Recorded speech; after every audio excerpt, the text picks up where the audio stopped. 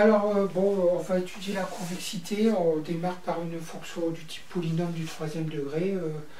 Bon, il faut juste savoir pour la convexité que si la dérivée seconde de f est positive, la fonction est convexe. Si elle est négative, elle est concave. Et puis pour le point d'inflexion, puis déterminer les coordonnées du point d'inflexion, on va résoudre f seconde de x égale 0. Et puis pour chercher les coordonnées, on va remplacer l'abscisse du point donc dans l'expression de f pour trouver l'ordonnée du point. Voilà, donc pour étudier la convexité, donc on est sous la... f est une fonction qui est définie sur R, donc qui est dérivable sur R. Et la dérivée, donc f' de x est égale à 3x au carré moins 12x plus 3. Donc ça vraiment très très simple pour vous tous. Et puis lorsqu'on dérive une deuxième fois, parce qu'on a un polynôme du second degré, la f seconde de x, donc ça fait 6x moins 12, et plus 0, donc 6x moins 12. Et donc pour étudier la convexité, donc on va étudier le signe de... Donc étudions le signe de f seconde de x.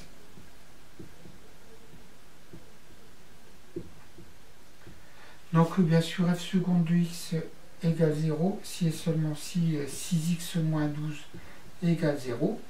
Donc ça veut dire, je mets directement x est égal à 2, parce que je pense que vous savez faire. Et puis on va faire un petit tableau de signes pour le signe de f seconde de x.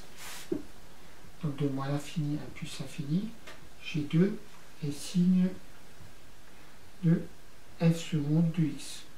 Donc voilà, ici ça vaut 0. Donc f seconde de x est supérieur à 0 quand 6x moins 12 est supérieur à 0. Donc je vous ai dit qu'on mettait le signe de a à la droite du 0. Donc on fait la même chose. Et voilà, ça veut dire quoi ça? Ça veut dire que la fonction, donc si x est supérieur à 2, la fonction f est convexe, parce que la dérivée seconde est positive. Si x est inférieur à 2, la fonction f est concave. Maintenant, qu'est-ce qui se passe? F seconde de 2 est égal à 0. Ça veut dire que je réponds aux 3 questions en même temps. Les 3 questions sont sur l'exercice. Ça veut dire que f admet un point d'inflexion. Si f admet un point d'inflexion, c'est pas f, hein, c'est CF d'inflexion.